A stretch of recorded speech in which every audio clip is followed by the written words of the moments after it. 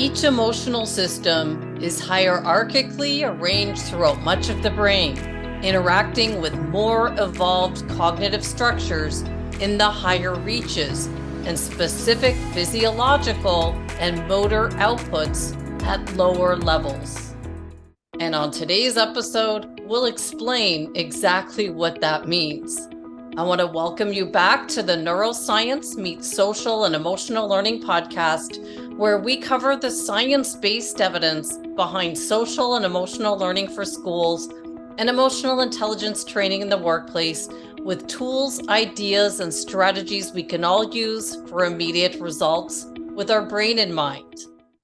I'm Andrea Samadi, an author and an educator with a passion for learning, specifically on the topics of health, well-being, and productivity, and launched this podcast to share how important an understanding of our brain is for everyday life and results.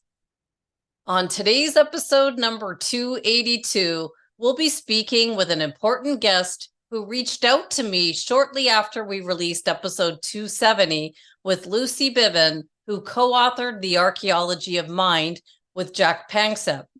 She let me know she was a couples therapist, an educator, and an author with a new book coming out next month, and was amazed to see our episode with Lucy as she cites The Archaeology of Mind on nearly every page of her new book, The Power Couple Formula: Unlock the Power of Your Instincts and Transform Your Relationship. She even mentioned that a colleague of Dr. Panksepp, Dr. Doug Watt, was currently reviewing her manuscript to offer his guidance on the subject. When this email came through, I was taking a short break from interviews. I was gathering my bearings with a tight schedule. But when I saw her email, I knew I had to learn more about her new book, The Power Couple Formula, and how she related Panksepp's core emotions to what she was doing. We met briefly to chat, and I've got to say that we could have recorded that conversation. She spoke eloquently about her background as a therapist and the history of our emotions. I couldn't take notes fast enough, but I saw that not only does our next guest understand Jaak Panksepp's work that many find to be difficult, but she could explain it in a way that made sense to me with clear examples for each of the core emotions. Just a bit about Gabrielle. Gabrielle Usatynski is the founder and director of Power Couples Education. She's an internationally renowned therapist, speaker, and educator, and is the author of the forthcoming book, The Power Couple Formula, which is scheduled for release next month. She's the originator of groundbreaking online programs that could help couples build relationships based on safety and trust, and offers professional training programs for therapists in this Power Couple method. Her work is regularly featured in publications like CNN, USA Today, Cosmopolitan, Parents Magazine, Counseling Today, and Women's Health. For over a decade, she's helped thousands of couples. Her clinical work has earned her numerous awards, including the USA Prestige Award for Couples Counseling Service of the Year, the Best of Boulder Award for Couples and Marriage Counseling, and the Top 10 Best Marriage Counselors of Boulder, Colorado Award. Gabrielle is a graduate of McGill University and also specializes in the treatment of traumatized children and their families. So today we'll meet Gabrielle Usatynski and learn how Jaak Panksepp's work plays out in our most personal relationships with tools we can all use and apply right away. Let's meet Gabrielle Usatynski. Welcome, Gabrielle. It's incredible to see you again. Thank you so much for coming on the podcast to share your knowledge on what many of us would consider a topic that's not the easiest to explain, because we're all still trying to figure out and understand this topic of our emotions. Thank you so much for being here today.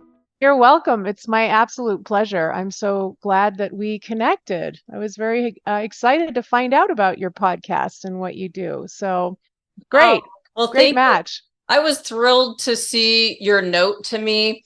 and especially the connection with Lucy Biven and them is all I had to look at was, what you've created here. So I just want to thank you so much. I love learning and then making connections, especially with past episodes. And your topic is going to make us all think. So thanks for being here. Yes, absolutely. Well, let's get right into this. I wanted to, before we go into the questions on your book, the Power Couple Formula, and I want to find out, why did you write this book? And then why did you focus on the work of Dr. Panksepp? Yeah. Well, I wrote this book because people are in a lot of pain about their relationships. More and more pain, I think, as the pace of modern life continues to speed up, um, and there's a lot of, you could say, disinformation out there about relationships, and it's very hard for people to know where to turn to get really sound advice, and a lot of really different ideas about how to be in relationship, what relationships are for, and how couples should behave and what they should expect. And so I wanted to provide a really clear roadmap for couples so that they could get back to really the basics, like what is most important, most foundational to being in relationship, and specifically around human needs, the human need for love, for care, for connection, for protection. And understanding that is those are needs that go back very, very far in our evolutionary history. They didn't start with us, right? Um, and so the whole point of the book was, to really help people get a clear understanding, to help couples find each other again, and um, really looking at the roots of how humans and mammals have evolved over 100 million years. I've been a couples therapist for nearly 15 years in private practice in the Boulder, Denver, Colorado area. So I've had a lot of experience seeing what works and what doesn't. And I wanted to share my knowledge. And when I came across the work of Dr. Jaak Panksepp, um, who is an Estonian American neuroscientist who's passed now, I just felt like the work that he brought forward was so critical for couples to understand, to help them with their relationships. And yet nobody was talking about it. Nobody's really that familiar with his work in general in the world at large. I certainly was not trained in his work as a therapist. His name was kind of unknown to most therapists, but the understanding of the fact that we have these action systems, what he called action systems, or what we could also refer to more colloquially as instincts, and that we have these instincts that are like hardwired into our brain, into the human nervous system, and they evolved over a very long period of time. So, and instincts aren't just about like staying warm or finding food.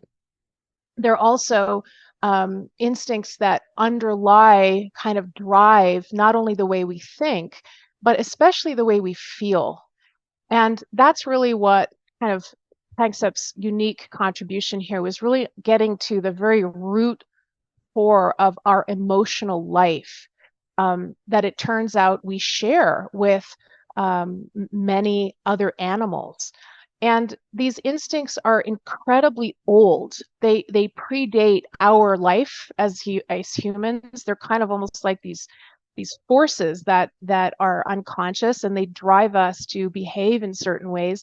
And especially in our relationship, they drive our behavior in relationship to other human beings, and specifically in relationship to our partners.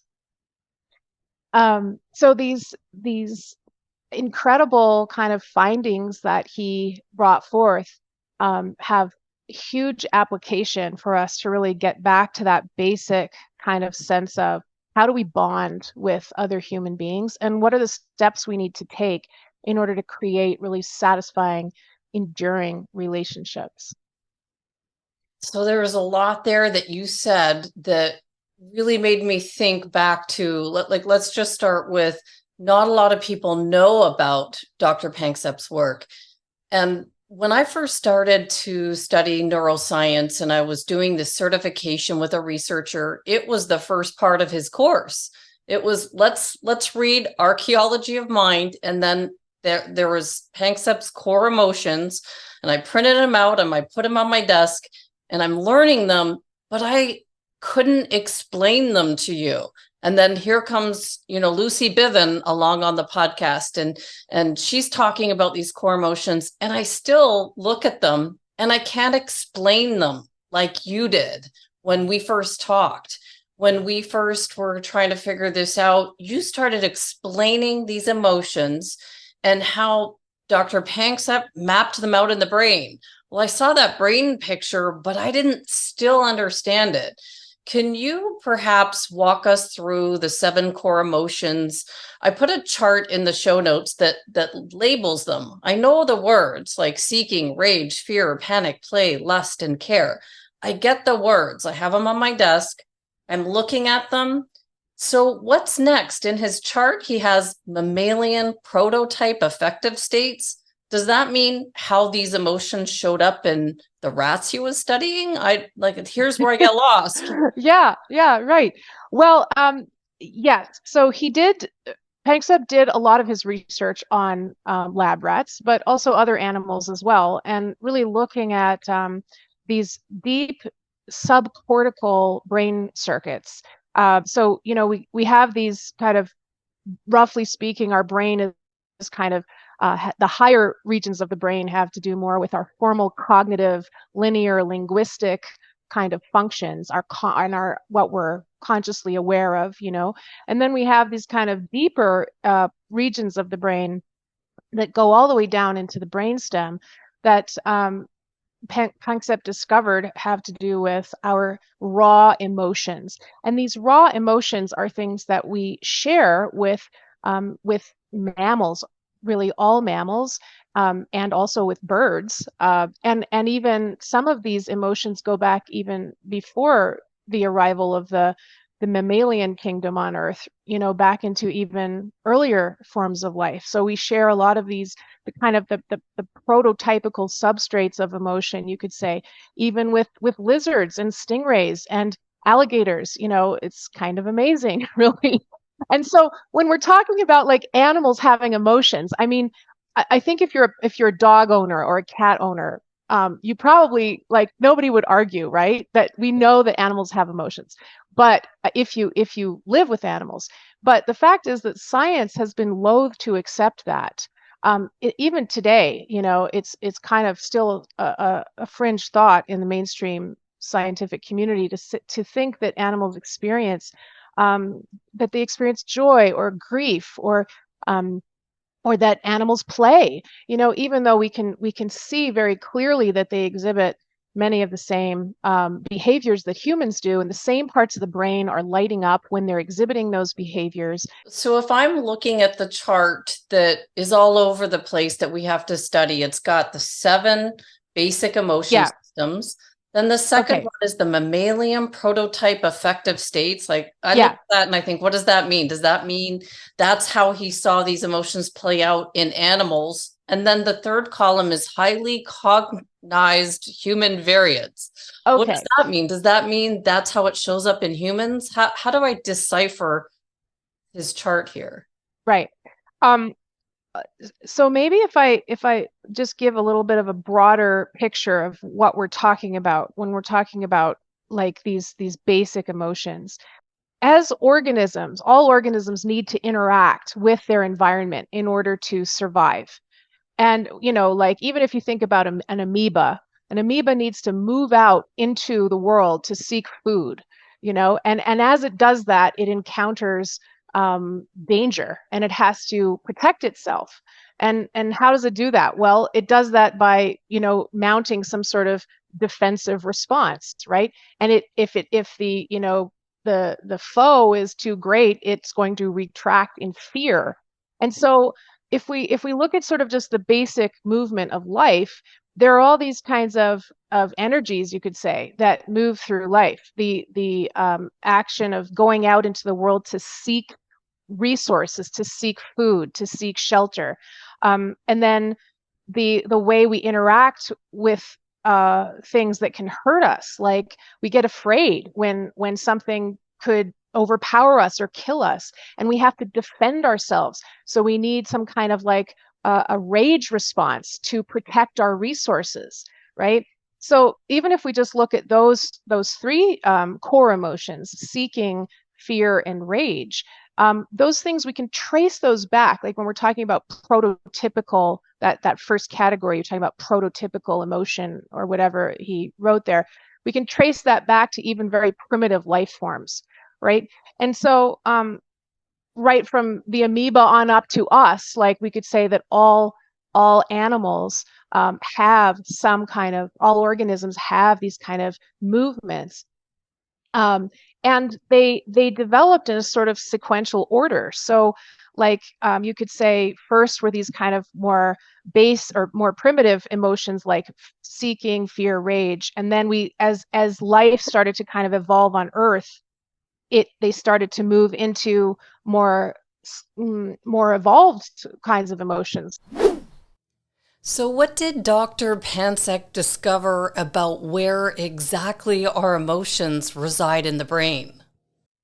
One of the most incredible things that Panksepp discovered was that the emotions really reside at the very deepest level of our brain in terms of where these kind of the neural mechanisms that are associated with these emotions really reside in the deep brain at the level of what we call the brain stem, which traditionally we thought of as only responsible for physiological functions like pain, hunger, thirst, regulating your heart rate, your breathing. That's sort of classically what we think of as what the brain stem is all about. And one of the revolutionary findings of Panksepp was that actually, no, emotions emerge from this very, very deep part of the brain, and specifically what he is called the PAG, referred to as the PAG, PAG, or otherwise known as the periaqueductal gray region of the brainstem, which is a small jelly bean shaped brain structure that's kind of really right deep in the very center of your brain. And so, broadly speaking, like all of the core emotions arise from that very deep center. And before Panksepp, nobody really thought about emotion that way. All of us therapists were trained to think, well, the brainstem is kind of for physiological functions, and then the midbrain, what we called the limbic brain, right, or emotional brain, which was the amygdala and the hypothalamus pituitary adrenal axis, sort of these mid brain structures were where we kind of saw what we call emotion arising, right? So, and then the neocortex, being the big cauliflower-shaped part of the brain at the top, was really responsible for formal cognitive thought and all of that. So that was sort of classically how we thought about the brain. But Panksepp came along and changed all that and said, actually, no, emotion is the seat of consciousness itself. Because when you take the PAG, that little jelly bean structure, out of the brain, you lose consciousness. And if you stimulate the PAG directly in various ways, like you can produce very strong emotional responses in people and in animals. Okay. So that in itself was a game changer. Um, one of the reasons this is so important for people to understand, like why does this matter? It matters because when we start to understand that, like, a lot of the responses that get us into trouble in our life, in our relationships, at work, with our coworkers, with our family, at school, um, are being driven by these very deep forces that have been around for a very long time, that are essentially designed to ensure that we survive, uh, lead us toward life-giving experiences and away from dangerous or deadly experiences. And that's really how we're all kind of wired, right? And so when we have this understanding of just how how far back these instincts actually go, and that fundamentally they're there to help us. They're there to make sure that we thrive and that we realize everything that we can be. It starts to change the way people think about their problems. Because when we understand the rage response, when we understand the fear response, we understand lust, and then we understand, that we're all wired to care for others, right? And to play with others. We start to appreciate the problems that we run into in a whole new way. Now we no longer have to blame ourselves and other people so much for acting the way they do. It's the clinical term, as we say, it depathologizes the situation, right? Instead of seeing all these problems as a pathology, like as a problem that needs to be fixed. When you have a kid acting out at school or a couple getting into an argument, we can start to take a deeper look at what's really going on under the hood, so to speak, and have like an appreciation for that. And what I find is that when people start to understand how these action systems work, they develop more compassion for each other, you know. And then it also makes it clear kind of what we need to do in terms of helping people behave better, you could say, in social situations, because we can really look at what is the sort of underlying thrust, like the underlying motivational force that's trying to express itself here, and then find a more adaptive way of helping that force to be expressed. That makes complete sense. And, it just echoes back to an episode that I recently did that's not released yet. It's going to come out next weekend. But we were talking about attachment theory and how sometimes when we get stressed about something, it's oftentimes things that happened to us years ago, and it has nothing to do with the thing that's happening in the moment. And, you think it's the thing or the person that's, making you respond a certain way. But so that just kind of brings me to my next question. So can you orient us to what therapists were taught about our emotions and maybe even this whole attachment theory and how it's important to completely deactivate the system in intimate relationships so we don't blow up and get mad at the person? It's actually understanding something else. Can you explain? Yes, sure. Well, in terms of what therapists are taught, I'd say that attachment theory has come into vogue like in the last 20 years, probably. The basic idea behind attachment theory, or what we would really call attachment science now, because it's no longer a theory. I think we have enough science behind it to say that this is a very realistic way of looking at the way humans bond with the special people in their lives. And in early childhood, or that we would say that those special people are your parents, right? When you're a child. But when you grow up and you become an adult, those special people are your intimate partner. That is the closest relationship that people tend to have. And so what we see is that children develop, they organize their behavior into these predictable patterns of behavior in relation to their parents and caregivers that essentially is designed to maximize the caregiver's availability and responsivity. So a child will organize how they behave. Let's say if you grow up in a family where you don't get a lot of physical contact, it's kind of a low contact family, for instance. Children will learn to decrease their signal, you could say. Like they won't signal, for a hug, or they won't go to a parent when they're in distress, because they learned that those types of behaviors in that family don't cut it. Nobody's going to respond to that. They might be shamed if they tried to do that, or even punished.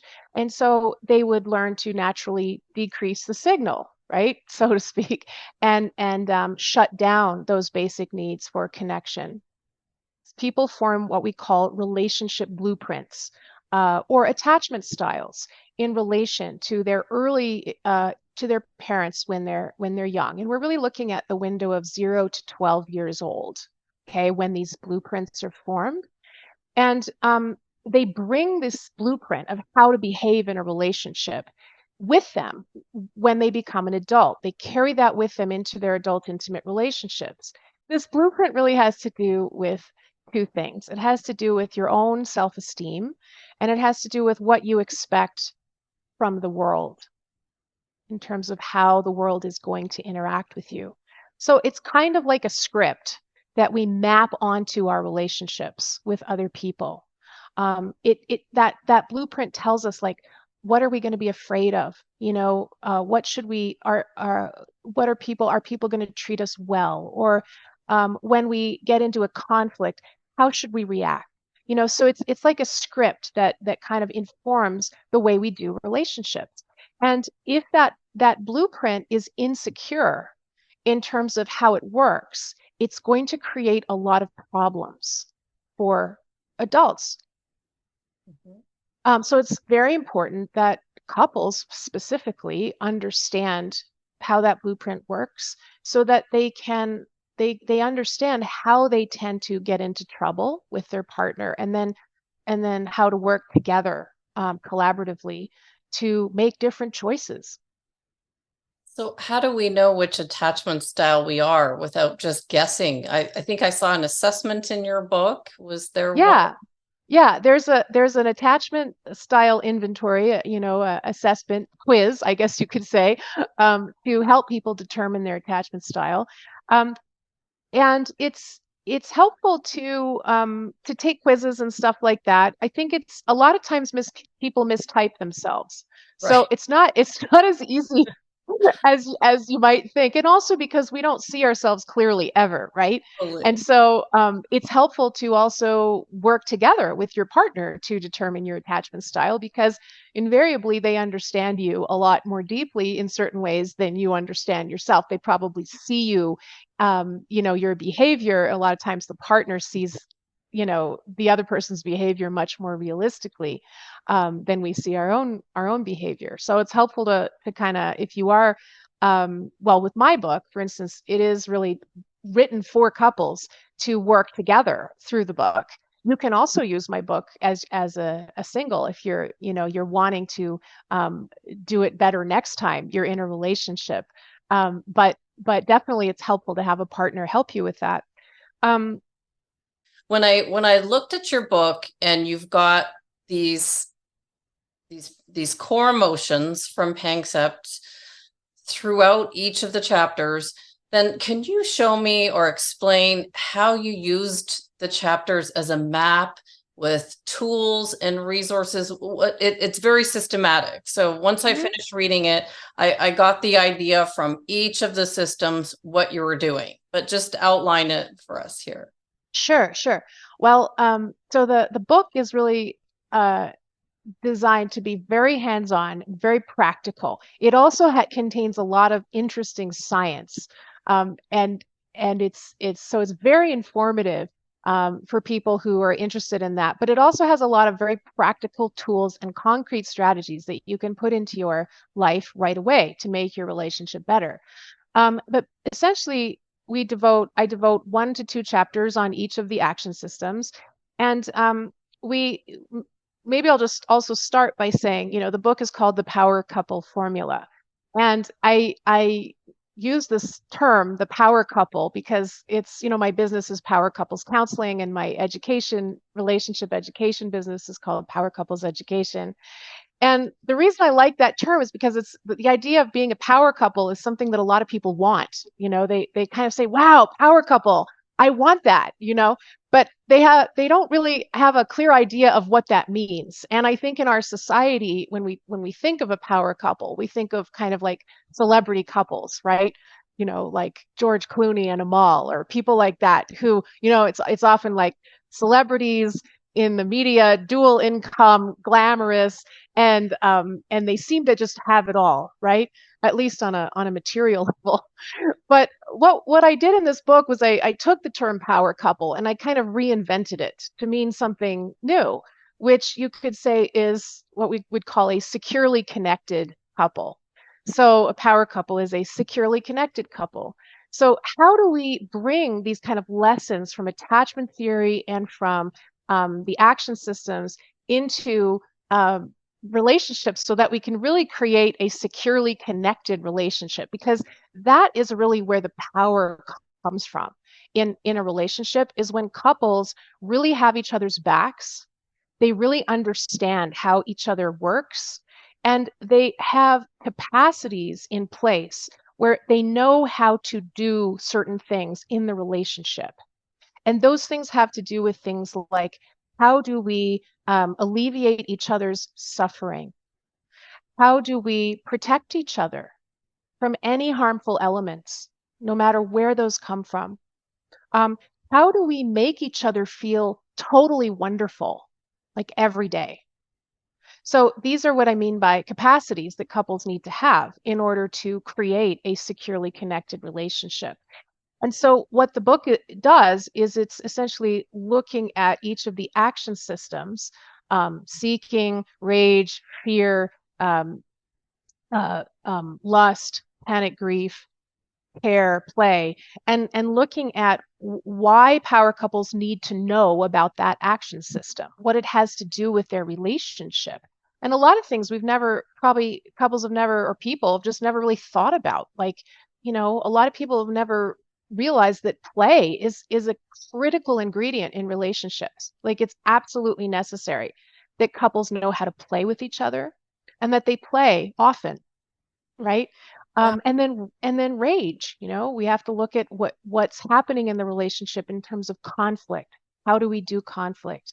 Are we letting it escalate and get to the point that people are actually raging? Or are we learning how to keep our arguments within what we call the window of tolerance, which is Dan Siegel's term? I know you've had him on the show, so that people aren't really getting hurt when they're fighting, right? So we're looking at how what each of these action systems have to do with creating a satisfying, enduring relationship. People get the brain science behind each of the action systems. And that's what we call the hardware of the act. So the hardware of seeking, the hardware of rage, the hardware of lust, really understanding like what are those brain structures that are involved, what are the chemical functions that are involved in producing all of these kinds of emotions. And then we look at the software of each of the action systems. So we have the hardware and the software. And the software is the stuff that is our learning that informs how the action systems function. So with attachment theory, that's really where that comes into play, right? Is that we all learn how to be in relationships based on those early experiences with our parents when we're little. And that learning is what actually structures the hardware, you could say. It tells us like, is it okay to get angry, when somebody hurts us? Like, is it okay to get turned on? Maybe it's not. Maybe we came from a family that was where people were shamed, for where we were shamed for anything related to sex. So that's kind of an example of how these action systems get structured by those early experiences and what we learn in our families. So that's the software aspect. And what I do in the book is I'm really looking at each of the attachment styles and how each style tends to get into problems with that particular action system. So, for instance, if we talk about the care system, when we look at avoidant attachment, like avoidantly attached people come from families where there weren't like these overt expressions of care in the family. That doesn't mean their parents didn't love them. All parents love their children very much. That doesn't mean they weren't fed or clothed or taken to school and so forth. But in terms of um, actions that are the kinds of what we'd call attachment care that children need, like spontaneous expressions of affection for no reason at all. Boosting the child's self-esteem every day, relieving the child's distress. These are the kinds of care behaviors that avoidant children don't get in their families, or at least don't get enough. And so because they didn't have those experiences when they were little, that's going to impact the functioning of their care system. Fast forward to adult intimate relationships, it's going to be very difficult for them to express those kinds of behaviors in relation to their partner, right? Because nobody did it with them. And so we're breaking down each of these action systems, really looking at, okay, what are the challenges that each of the attachment styles are going to get into with that action system? And then I'm giving them concrete tools to rectify the situation, right? So like, what do you need to do to what we call shift the baseline so that you don't have to let that early patterning create problems for you now with your partner? And then what can the partner do to help? Because that's the other important piece, is we always want both partners working together on every problem that they might be experiencing in the relationship. We don't ever want to just put it on one person. We want both people working together. So if your partner has a problem doing something, we don't want to just say, go fix yourself, go to therapy, fix yourself, right? We want to know, like, well, how can the partner actually help them with that problem so it feels more balanced? And that's actually the way that real change happens in a relationship. And I would say not just in a couple, but even in business relationships or any kind of relationship, is when both people work together, that they're collaborating. We're both in this. And I kind of try to make an application here with what you've just gone through, because I've never really thought about this, but it sticks out in my head because I know that growing up, my parents never said, I love you, and showered us with all that sort of thing. My mom would say, we're raising you with healthy neglect. That's how, she would call it. And then I would hear some of my friends, on the phone with their parents, and they'd hang up and they'd say, I love you so much. And I'm like, oh, that would be nice to say I love you to my parents randomly. So now fast forward, I've got my own 2 girls, and I notice my husband does this with the kids all the time. He grabs them and says, I love you, you're so special, and then spends like a good 5 minutes showering them with this love that I was like, oh, I wish I could do that like he does it. It's not natural for me. It's more natural for him to do it. Right. He was probably raised that way. So is that an application of what action system? Is that care? Because one of us didn't have it like the other did? Like you're asking about is what the example of what your husband did would be like an expression of the care system, his care system, and also an expression of his play system, right? Because it sounds like he's also very playful with them and engaging in even what we call rough and tumble play, which is a subject that I cover at length in the book, which is very important for children, rough and tumble play, and we can talk about that more. But yes, absolutely. The scenario you're describing is very illustrative of how people grow up with different kinds of family cultures, and that informs the way they behave in their intimate relationship and also as parents. Absolutely. And one of the great things that you're also illustrating there is that sometimes your partner might have certain strengths that you don't have because they came from a different kind of family. And that's a wonderful thing about being in relationship, is that we can learn from each other and kind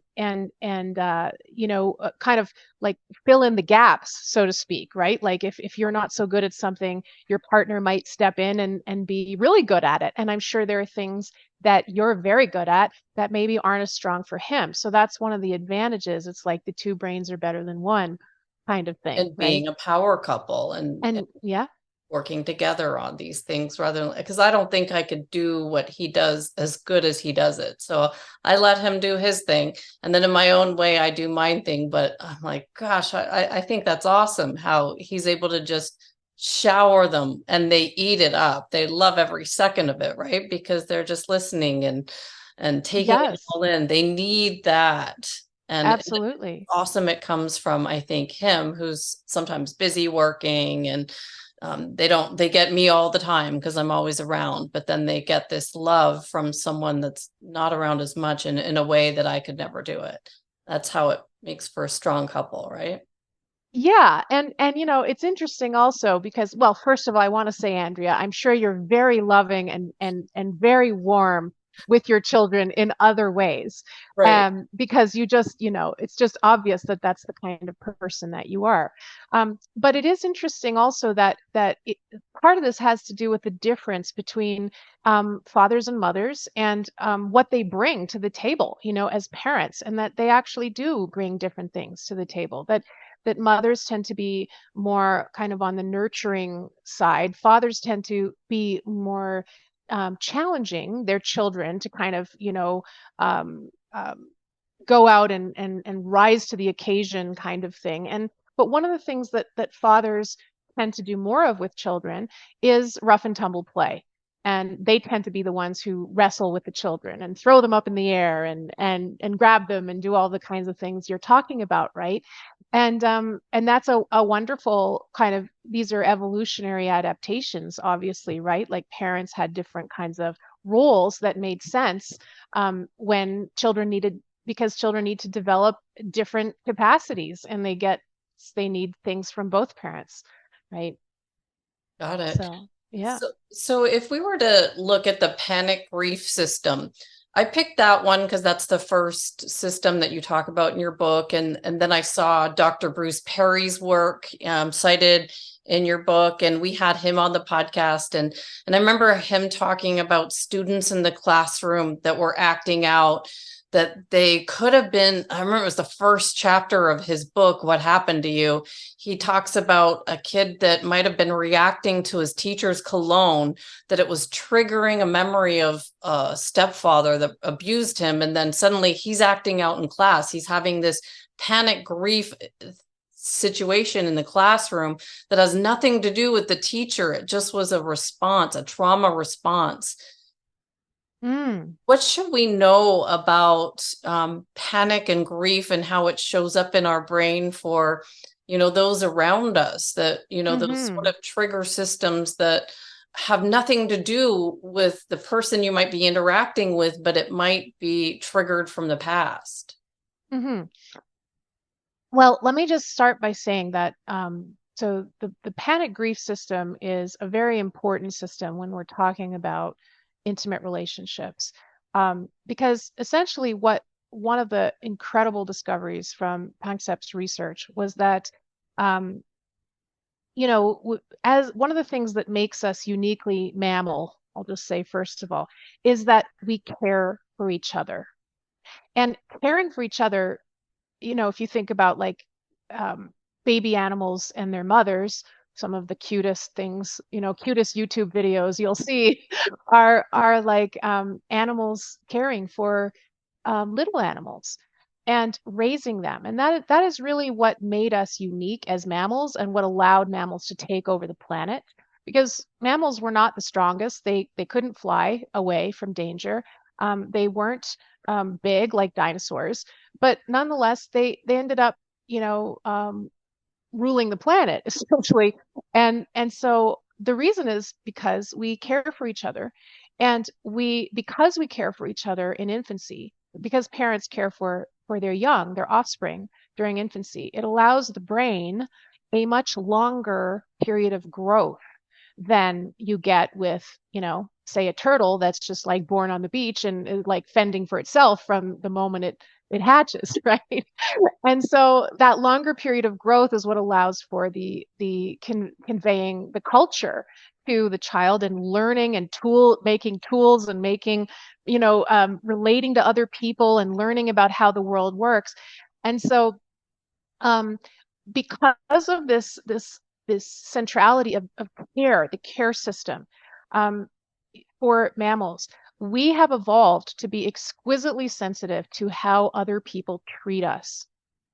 And we needed to be because, like, if you think about a duck and a duckling wandering through the forest, if that duckling gets separated from their mother, even for a second, they're going to be food for the next coyote that comes along, right? And so, this what panic grief is referring to is that we actually have this neural mechanism deep inside our brain that will signal distress when we are disconnected from those we love and those who care for us. That triggers an excruciating distress response in the brain. And that is true for all humans and for mammals and birds. So, because we need connection on an evolutionary level, we needed connection in order to survive. And the thing is that we don't lose that that panic grief response is there with us through the lifespan, even into adulthood, when we feel disconnected from our spouse, or our children, or other people we love. That will trigger a panic grief response in human beings. So, and it's not hard to sort of place that in your experience if you think about things like what happens when people break up, and they can fall into a deep depression, or what happens when your partner says, I'm not attracted to you anymore, or any number of things, or you had a fight with your partner, and then suddenly, and they go to work, off to work, and you can't reach them on the phone because they're in a meeting, and your heart starts racing, and like, oh, are we okay?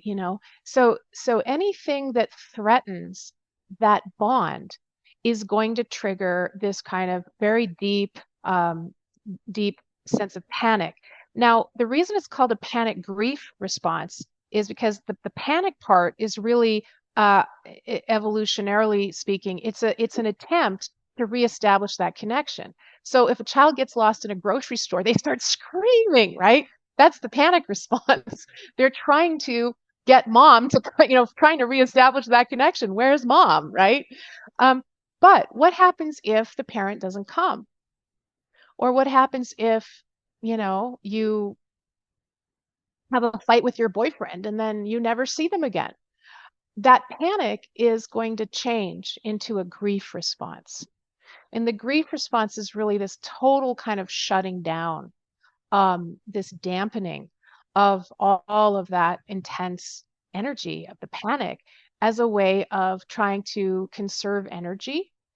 And probably because when you were, if you were a little like chick or a little mammal screaming in the forest and mom doesn't come, well, you're going to start conserving energy, right? Because you don't want to attract the attention of predators, and you also need to keep warm and things like that. So there's this kind of shutting down that happens. And what's interesting about the panic grief response is that, and this is kind of one of the sort of probably new insights that I bring forth in my book, is that the panic aspect of the panic grief response really correlates very well. It maps very well with anxious attachment, and the grief response maps very well with avoidant attachment. Because what we see with anxious attachment is that a person's panic grief system is like overactivated. They tend to be louder. They tend to be the ones who are the active complainers and be more emotionally dysregulated. But then when you look at the avoidantly attached people, they tend to be the ones who kind of look cool as cucumbers on the outside, but all of that stress has kind of been dampened down and they don't feel it, right? So we kind of see that the way panic and grief get expressed in people's relationship styles. So what about some tools then to deactivate this panic grief in our relationships so that we don't have this conflict? I know with each of the systems, you have this phenomenal section of some tools. There are lots of things to keep in mind there. The one of the most important ones is not doing anything in the relationship to threaten the relationship, the existence of the relationship itself. So it's not just what you do to deactivate the panic grief, it's also what you don't do. And one of the scariest things, I guess actually really the scariest thing in a relationship, is when people get into problems and they start threatening to end the relationship. Um, you know, maybe we shouldn't stay together. Or just they get into a fight. I'm done with you, and they walk out, but they don't really mean it, right? And that's a huge problem because there is nothing scarier in a relationship than the threat of the relationship ending. And again, it's because intimate relationships, they replicate our early experiences of dependency on our parents when we were little. And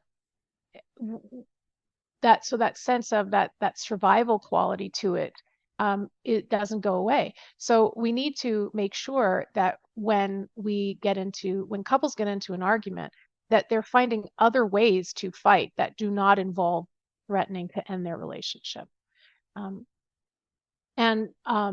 So part of it, but a really big part of deactivating panic grief has to do with how we provide each other with these frequent expressions of affection, of warmth, of security, of praise, gratitude, providing each other with these kinds of creating this positive energy in the relationship every day. Because what a lot of couples, where they get into trouble, is they don't do that. And then naturally people are going to start feeling insecure with each other because we're so wired to protect ourselves from anything that could kill us, that if we're not receiving those types of positive messages and experiencing that positive energy with each other every day, our brains are naturally going to revert to a negativity bias. Mm-hmm. And so we have to generate that energy with each other. And the problem couples get into very often is they don't do that. And then they start arguing and they think that their sole job is to kind of like resolve the argument, when really there's a much larger context that's missing here. Like Dr. John Gottman discovered that, couples need 20, it was in conflict, it was a very high number of positive interactions for every negative interaction, right? I think it's 20 to 1, 20 positives to every 1 negative. And in regular interaction, it was 5 positives to every 1 negative. So if you think about that, like your conflicts need to be primarily positive. That's kind of a total, mindset shift, right? I mean, how many of us are actually taking care of that, right? I love seeing Gottman research in your book because in all the research that I've done, pulling up people who have made an impact, Gottman comes up over and over again as the one researcher that can predict whether a marriage is going to make it or fail based on these certain criteria.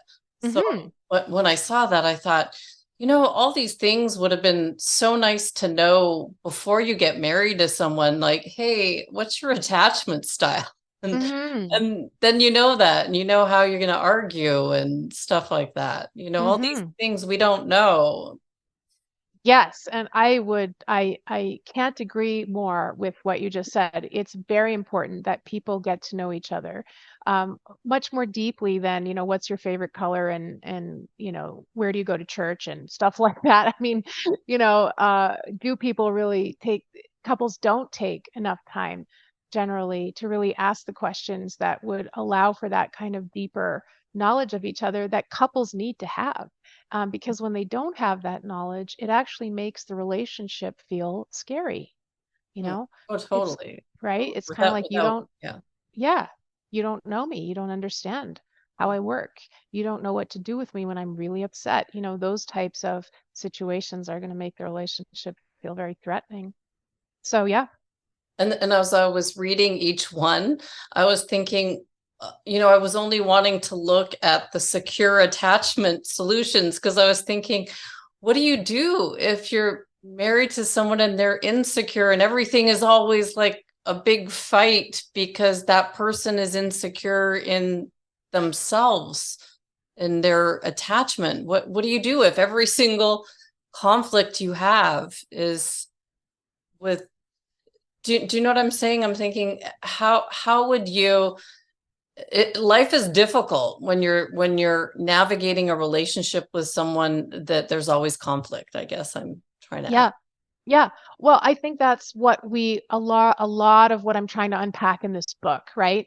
And part of one of the big insights in the book really, which has to do, I talk about a lot in the chapter on the rage system, has to do with really understanding that there are reasons why people rage, you know, and if we don't deal with those underlying reasons, then the rage is not going to go away.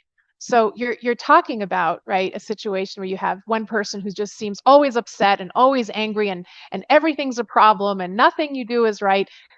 It's very easy to blame that person, you know, say, oh, that person's just so unreasonable and stuff. But part of what the book is designed to do is to really help partners look at kind of like even process of elimination, like what could actually be going on in our relationship that could account for why that person is so angry. So in the book, I talk about the top 5 triggers that drive rage in relationship. And they are things like the need to right a wrong against you. So when you've been wronged in your relationship, that will trigger a rage response. Another thing that can trigger rage is when you are trying to stop your partner from engaging in a particular action, right? If they're having an affair, you might be raging because you're trying to stop them from engaging in that particular action. And another really important aspect is that can contribute to rage is the experience of social isolation. And many people feel very isolated in their relationships, even though they're partnered. They feel very lonely and very isolated. They feel neglected. They don't connect anymore, and they feel like they're living alone, set parallel lives. And that can also trigger rage. So these are very important like factors that couples need to consider to really understand when there's a lot of rage and a lot of anger, right? What about some Now, tools? How would we work with that, trying to understand mhm, why, how do we dig in to figure this yeah. out? One person's angry at something, like, oh, this didn't go right today, and starts unpacking a whole list of stuff. Like what are some tools for that? hmm Well, I mean, I think to broadly speaking, it's very important that couples not do anything in the relationship that triggers the rage or the fear systems. Rage and fear are the two, and panic grief naturally are really the 3 biggies that need to be completely deactivated in the relationship. And on the rare occasion that partners might trigger one of those systems, it's important to repair that very quickly. Like Dr. Gottman says, the masters of relationship, the couples that he called the masters of relationship, are those who repair often and well. Hmm. So repair is a big part of managing the rage system, because when we do get into problems with each other and we don't repair it, then those problems will have a very long they will impact the relationship for a very long time to come, right? Because the brain remembers, and it's part of that needing to keep myself safe so that I don't get into this problem ever again. I'm not going to forget that terrible argument we had, and it's going to impact every other interaction we have moving forward. So so repair is critical. Um, but another thing is really seeking to understand each other's vulnerabilities and then understanding how to diffuse those vulnerabilities. Because the thing about rage is that it often is hiding much more vulnerable emotions like fear, hurt, guilt. things like that, shame, and people will express rage because they don't feel that those deeper, kind of more vulnerable feelings are really being addressed by their partner. And so they up the ante, right? So we got to really get to the bottom of what those vulnerabilities are, that couples have a responsibility to understand those things and then move proactively to diffuse those things in each other. The most common example of this, really, when you have one partner who's very, very angry a lot of the time, is very often in relationships where that partner is experiencing emotional neglect from their partner. And that's really the social isolation phenomenon. Like they're in a relationship, but it's as though they're just living parallel lives. And so very often you see that with avoidant and anxious pairings, where you have an avoidant partner who is not really making those relationship moves, is not, moving toward their partner, hugging their partner, doesn't know how to calm their partner down. They sleep in separate beds. They interact only around what we call logistical issues like the kids and appointments and the house, but they don't actually interact around anything deeper than that. And that is essentially will produce a rage response in the other partner. And then they come to couples therapy, and one person's raging and the other one looks just completely cool and collected and put together and like the most reasonable person in the world. And you don't see actually what's going on under the surface to produce that rage. So we always want to really unpack that and get to the bottom of that so that people can start making what we call pro-relationship moves in this book, really moving toward each other rather than away from each other, right? Mm-hmm. And so I know we've talked a little bit about the panic grief. We've talked about rage. I was trying to think ahead of time. I'd love to have covered all of them, but there was just so much. And you use the same system throughout. So anyone who's going to pick up your book is going to get, the comparison between the attachment styles, the tools, the hardware and software of each system, where it shows up in the brain. So I think we're getting there. So if we were to wrap this all up, and think about anything we haven't talked about yet, I wish we could go deep into each one, but it's the same structure throughout. So I think how we've covered it, you've outlined the 7 systems that are in our brain, that are hardwired into our brain, that Jaak Panksepp came up with. And I always say Jaak Panksepp because I'm going to get messed up if I call him and then I'll go on a tangent. But anyway, from Dr. Panksepp, that he discovered this, and it starts from the reptilian part of our brain, our oldest ancient part, and the emotions go all the way to our cortex, and they're hardwired in there. And we've got to figure out how our attachment styles work with our partners and come up with systems to communicate better. How would you sum all of this up with what we should take away from this? In the conclusion of the book, I actually say, if I were to sum up this whole book in one sentence, it would be that you have to be able to trust someone. And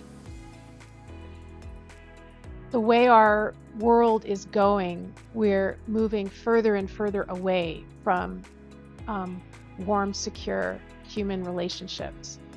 And yet we know from all of the research that we need those warm, secure relationships, just like we need oxygen, nutrition, sunlight, water. They're that critical to our well-being and to our survival on planet Earth.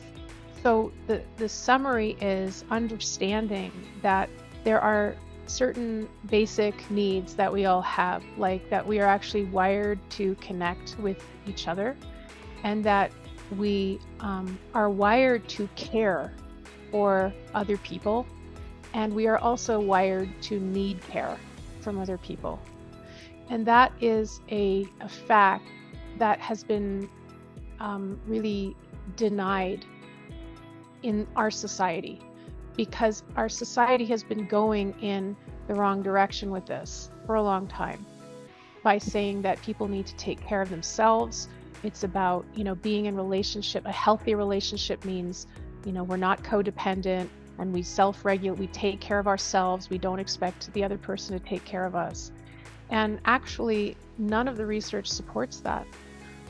Intimate relationships are caregiving relationships. They always have been, and they always will be. Because there's no reason to be in a relationship if you aren't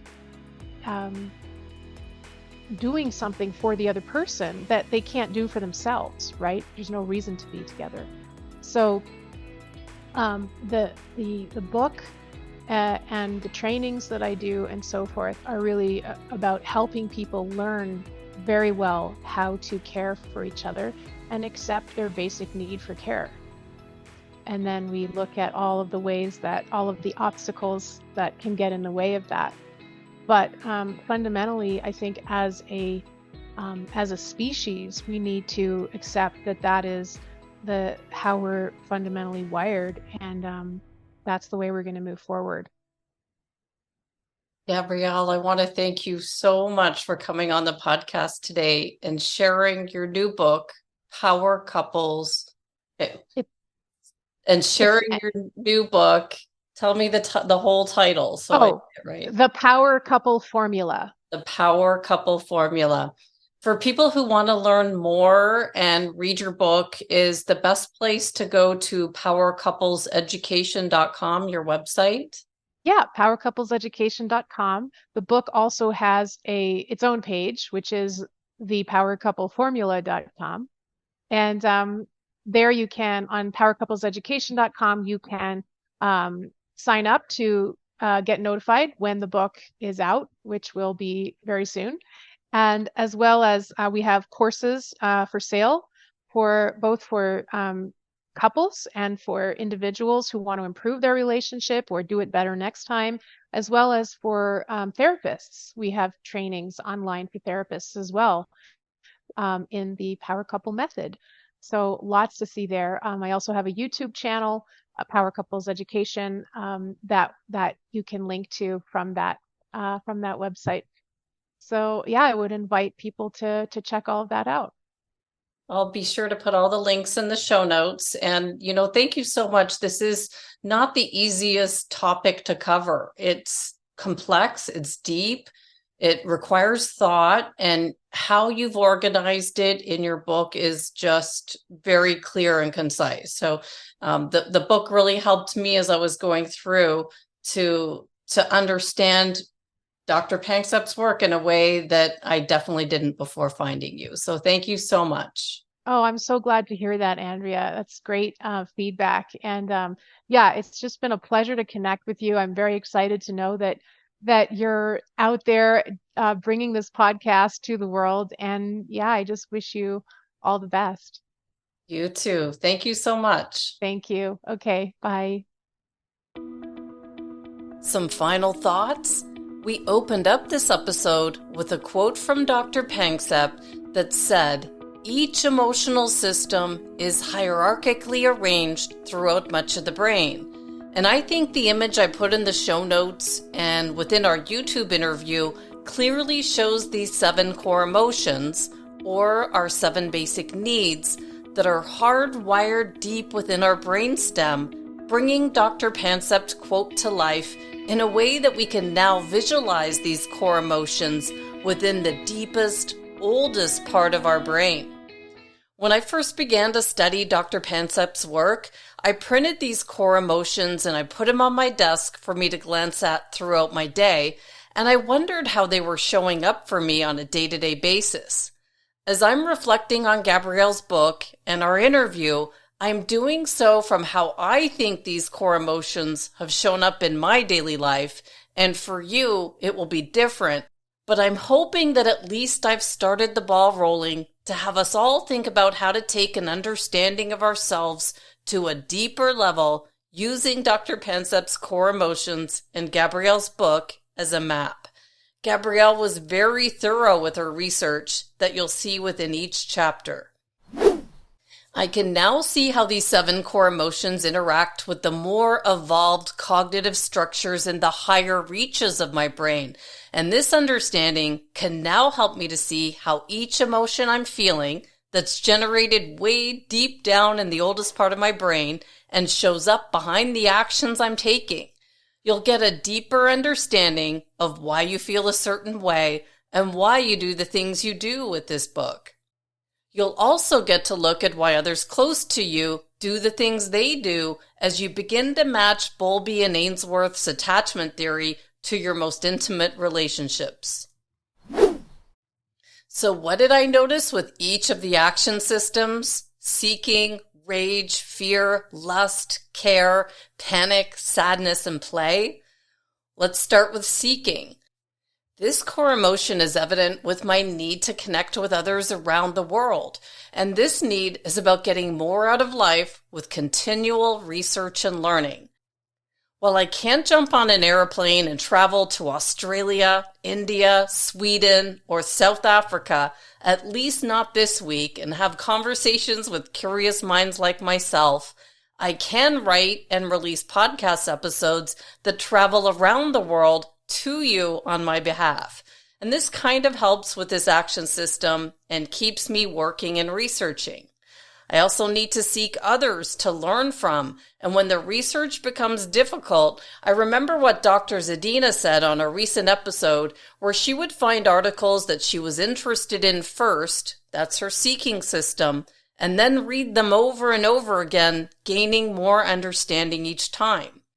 When you read Chapter 5 in Gabrielle's book, you can learn how secure seeking develops in relationships so you can support your partner with ways that each of you can continue to expand, learn, and grow together. That's what I learned about how I interact with the seeking system. What about you? Where do you notice this core emotion of seeking playing out in your life? And on to the next action system, rage and anger. Some people I've noticed get angry easily for different things. My oldest daughter doesn't like injustice. I don't like disorder. But the key is to notice what makes this emotion come out in you and know that it's hardwired deep in our brainstem so that when this emotion sets you off, that you find a strategy to help create more space between the stimulus, the thing that you don't like, and your response to it. I've noticed that meditation has helped me to be less reactive here. In Chapter 7 of Gabrielle's book, she covers the fear system. In Chapter 8, she covers the rage system. And she reminded us in our interview that we want to work towards not triggering rage and fear in our relationships. What about you? Where do you notice rage and anger coming up in your life? Do you have a strategy to bring some understanding that can help you to deactivate this emotion? Moving on to fear. This emotion is a powerful one to look at. Have you ever thought about your deepest, innermost fears? I remember a program I did years ago that asked us to look at what we were afraid of, and to know our fears would help us to overcome them, or at least to help us move towards the idea of having no fear. I know exactly what I'm afraid of, and it's right there in front of me daily, and I sidestep around it most days, but I see it whether it's out of the corner of my eye or if I'm staring directly at it. Now, this isn't even going into subconscious fears and traumas like Dr. Bruce Perry's work. This is just looking at what we're consciously aware we're afraid of. What about you? Have you ever looked at this for yourself? Do you know your fears? I think once we can identify them, then life just becomes easier. There's no mystery with these fears. I don't talk about what I'm afraid of, giving them more energy, but I know exactly what they are, and just knowing this makes me feel I'm more powerful than these fears. I can step around them, and I sometimes jump over them when they come up, not letting them ever stop me from doing the things I want to do in life. Who doesn't want to be fearless? Taylor Swift says it nicely. She says fearless is not the absence of fear. Fearless is living in spite of those things that scare you. Moving on to lust. I'm not going to leave this one out since everyone wants to talk about sex, and it's an important part of our most intimate relationships. Gabrielle covers this topic in chapter 9 and 10 of her book, and when I was reading these chapters, I was actually dying laughing because she made a comparison with sex to a sport that will identify her as a Canadian. I'm not going to tell you the sport. You'll have to read the book to see how she made this comparison. She does say that most problems within relationships are a lack of the care system and that they're not sexual in nature. When reading this chapter, I thought about how right she was that we have to have trust first here and the importance of repairing our relationships quickly and often so we don't trigger the rage, fear, and panic grief circuit. We've covered the speed of trust on past episodes with Dr. Stephen Covey, who says that trust is the glue to life. It's the one thing that affects everything else you're doing. Gabrielle mentioned this system requires care that she outlines as commitment, availability, relief, and empathy. While we all know this core emotion is important, I wonder what Dr. Panksepp would say about other ways we can use this energy. If he were here living today, I'd ask him about Napoleon Hill's chapter on sex transmutation that we covered on episode 195, where Napoleon Hill, in his famous book, Think and Grow Rich, talks about how this powerful force can be transmuted or transferred from one form of energy to another, which is a way of using this force to reach higher levels of achievement. Moving on to care. Gabrielle covers this core emotion in chapter 4 of her book, explaining why caring feels so good with the release of oxytocin, the bonding hormone, and that when you administer oxytocin to couples, they make more eye contact, are more self-disclosing, they validate each other's feelings more, and they show a significant decrease in criticism, contempt, defensiveness, and stonewalling, which was Gottman's 4 behaviors that predict divorce. Looking at this system makes me think about my household growing up. Not that I didn't feel loved, but this system was definitely turned down, as affections weren't openly discussed or shown. So it's interesting to see that I want this system dialed up now that I'm raising my own children and interacting with my husband, and this one is a work in progress for me. The key to understanding these core emotions is to think about how they show up in our life, gain a deeper level of self-awareness, and then find tools and strategies to improve how we show up in our relationships. This is exactly what Gabrielle wrote her book to accomplish. How does the core emotion of care show up for you? Are you able to easily show those close to you, who you love, that you care about them? If this doesn't come naturally to you, do you have a strategy in place to dial this emotion up? Moving into the panic grief response system. Gabrielle covered this system throughout our interview, explaining how it goes off when we're separated from those we love or care about.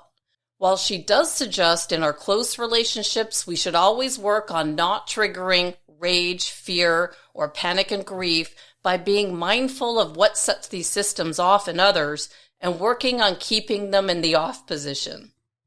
But knowing your attachment style and your partner's helps here if you're ever faced with panic grief, as it will shape the experiences you'll have.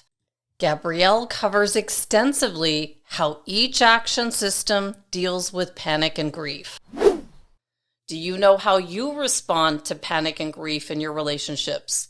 If you're securely attached, this system rarely goes off. If you're anxiously attached, you'll worry that someone won't be there for you consistently. If you're avoidant, you'll have lost touch with this unmet need for connection and security. Your attachment style will help you to understand yourself better, how quickly you'll be able to recover from a breakup, or even your ability to be apart from your partner without feeling panic. And the last emotion system is play. This is the emotion I spent the most time learning about when I was first introduced to Dr. Panksepp's work. Mark Robert Waldman, who I took a neuroscience certification course with, would have us thinking daily about how we'd incorporate play with our work to make it more enjoyable. When it comes to making neuroscience fun, this core emotion is vital. Or for students in the classroom in our schools, how can we make learning more fun for them? My family tells me from time to time, "You're so serious, lighten up a bit." And I really do try, but I'm the one who makes sure homework is completed each night and that day-to-day life stays on track, so I leave this part to others who I think are better at it than I am. But who doesn't want to have more fun every day? I've been playing around on the podcast and working on having more fun with interviews, but I'm not the type who'll suddenly tell you a joke or something or break out a fancy wrestling move with my kids, which is what science would call rough and tumble play that Gabrielle says reflects millions of years of evolution. I've got some work to do here to add more fun and play into my day. But what about you? Do you have fun with your work? Do you think that play is only for children? Do you think that animals play? Gabrielle covers this core emotion in Chapter 11 with 5 ways we can add play into our relationships. The part I love the most about this chapter is that Gabrielle left this core emotion to the end of the book on purpose. Life is full of pressure and stresses, and play only works when it's initiated in the absence of acute or chronic stress. This is good to think about, as it's important to be mindful of the stress levels of those around you. I also wanted to add Lucy Biven, the co-author of The Archaeology of Mind, who weighs in on the quote that I posted at the beginning of this episode. Before releasing this, I wondered if I had a solid grasp of the quote I chose to open up this episode with, so I emailed Lucy Biven, who we interviewed on episode 270 at the start of this year. Here's as close to Dr. Panksepp as I could get to be sure we've got a handle of his 7 core emotions. She wrote, as for the quote, the hierarchy that Jaak wrote about was basically from bottom to top of the brain, from brainstem to the cortex. The hub of all 7 emotional systems is situated in the upper brainstem, and in Jaak's view, emotional arousal always generates affective consciousness, or emotional feelings. The hierarchy lies in the fact that without emotional arousal, or affective consciousness, no consciousness is possible. So the upper brainstem is most important in generating consciousness. It's the top of the hierarchy. So how do we know that the brainstem is all important? Tiny lesions, so parts of the upper brainstem, specifically the parabrachial nuclei and the periductal gray, obliterate consciousness, while quite large cortical lesions obliterate components of consciousness, like sight, hearing, and memory, but no consciousness itself. If, for example, she says, my visual cortex were damaged, I would be blind, but I would know who I am. I would know who you are, and I would understand my relationship with my children and my grandchildren, and I would retain everything that I know about neuroscience. In short, nothing else would change. But if I had a bad stroke in my upper brainstem, I would become comatose and vegetative. Everything would be lost. The idea about the hierarchy from emotion to cognition is this. She says emotions evolved in order to solve life's problems. Some emotional responses are instinctive. For example, when we're frightened, we freeze, and we might be overlooked by a predator. Others we learn. For example, we discover from experience where the predator frequents, and we avoid those places. Since emotional arousal is a precondition for cognition, we think about things that arouse our emotions. For example, if I'm smart enough, I might be able to set a trap for the predatory animal, thereby solving my problem for good. So cognition expands and refines emotional problem solving. This is the emotion-cognition hierarchy. And Jaak posited that in the emotion-motor hierarchy, emotions are primary because emotions are inherently linked to motor responses. She finishes by saying she's not sure if he ever expanded on this beyond the observation that electrical or pharmacological arousal of emotional systems generates motor responses like fear, resulting in freezing or running away, depending on the strength of stimulation. And with that, I'll close out this episode and how to use Jaak Panksepp's 7 core emotions to transform your relationships, your family, your career, and your life. And I hope you found this deep dive into Gabrielle's Power Couple Formula book to be as useful as I have. I hope you print the list of the 7 core emotions and put them in front of you while you're working so that you can begin to think about how these emotions show up in your day-to-day life and how you can use this understanding to develop stronger, more resilient relationships at home, with your family, and in the workplace. Have a happy Easter weekend, and I'll see you next week.